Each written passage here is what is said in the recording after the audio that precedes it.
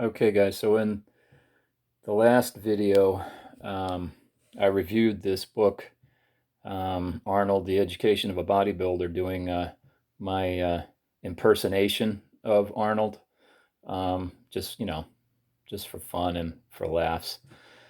But anyway, so we're going to look at it again, only this time I'm not going to do my Arnold imitation, except perhaps I might do a couple of quotes of his from the book or whatever. But anyway, so here's the book again. And this is, I believe, a first edition with the original photograph that was published back in the late 70s. I think 1978, perhaps 1977. But the story, as far as me, getting the book, um, it was probably in 1978 or 79. I would have been probably 20 or perhaps, well, between 19 and 21. I'm not sure exactly when I picked it up. It's a long time ago.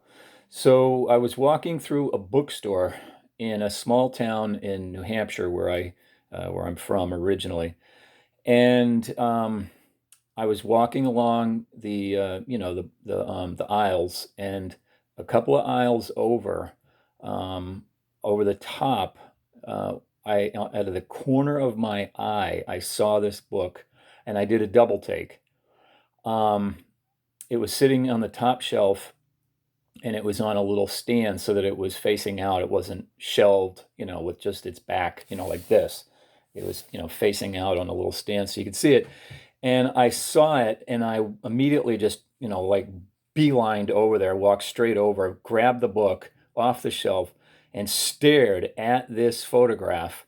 Now, I'd seen, I'd probably already seen Pumping Iron at least once on television, and I'm sure that I, had obviously seen a few photographs of Arnold, but this photograph absolutely blew my mind. I couldn't believe what I was seeing. And instantly, of course, um, I'd already been working out since I was 16, super skinny. But when I saw this, I literally thought to myself, I want to look like that. I want to be like that. I mean, even by today's standards, guys, you've got to admit that that bicep is absolutely just unbelievable. It's beyond mental comprehension. And certainly, yes, Arnold had his flaws. I'm not going to deny that, but when you look at that, even by today's standards, that is an unbelievable biceps pose. And really, even most of the rest of the physique is pretty well in order. Arnold was known for his biceps, number one, his chest, and probably his lats. And then everything else was pretty decent, considering this photograph was taken in 1974. So anyway, so I immediately, of course, went straight to the register and bought the book, and I've had it ever since. Now I have several other bodybuilding books and lots of old magazines too from the late 70s and early 80s, which we're going to have future videos about those. But anyway, I just want to go back over this just really quickly. I ended the last video at the end of Arnold's story, of course, and and then it goes into the next part, which he calls um, part two, which I'll do real quick. Part two, the muscles. But anyway, so from here on out, it's kind of going over the basics of bodybuilding. He talks about obviously the training, the nutrition, the eating. Remember, this was back before the internet.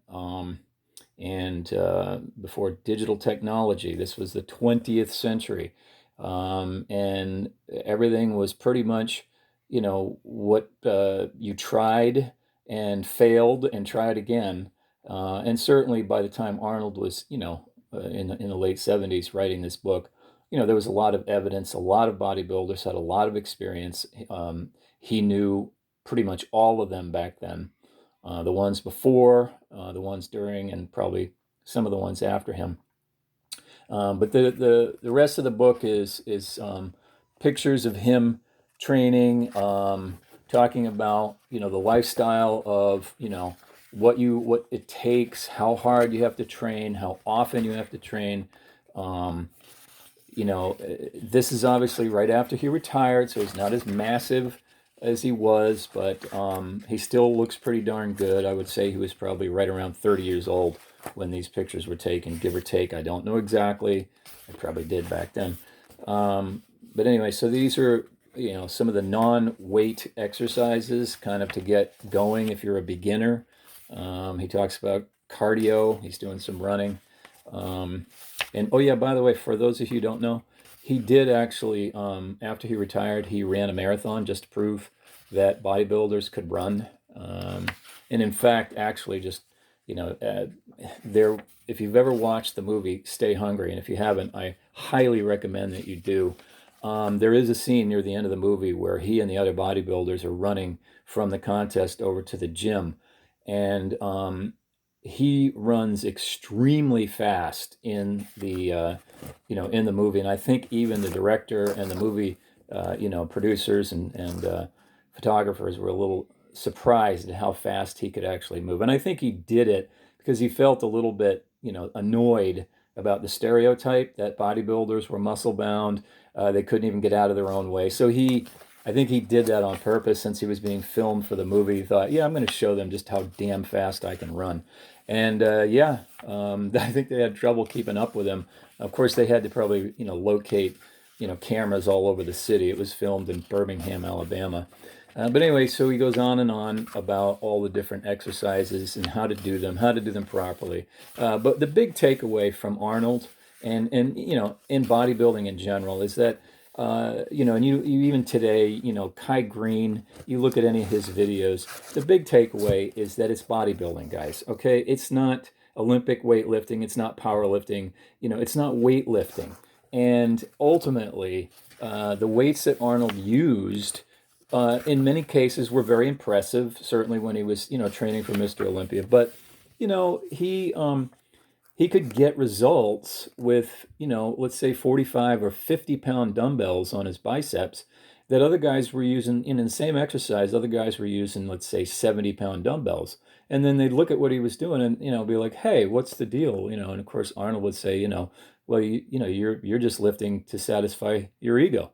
And, not doing it with as much focus and concentration and not doing it correctly. So he goes over that a lot in all the different books, the bodybuilding books that he's done. But it goes through basically, he goes through the split routines and which muscle groups to train. And when I was a young man and had been training for a while, started off, of course, in high school with the high school weight room doing 3 days a week. And then after reading his books and some others, I realized, well, yeah, you got to split it up and work out pretty much every day and just do different body parts and muscle groups. So anyway, if you've never seen this book, I highly recommend it. And oh yeah, I made a crack about people not reading. That's I mean, I still hold to that. I read a lot, and of course, in the 20th century, that's what you had. Of course, there were movies and television and things like that. But to really get good information when you wanted it, you couldn't just log on to Google. You go to the library, the bookstore, and what have you. So the next video, I'll take a look at some of the other books that I have. There's just really quick. There's my bookshelf, and down on that middle, or so that second to the top, second from the bottom shelf are all the Arnold books and some other anatomy books and of course some other muscle books not by Arnold. So anyway, I hope you enjoyed the video, and we'll catch up with you tomorrow.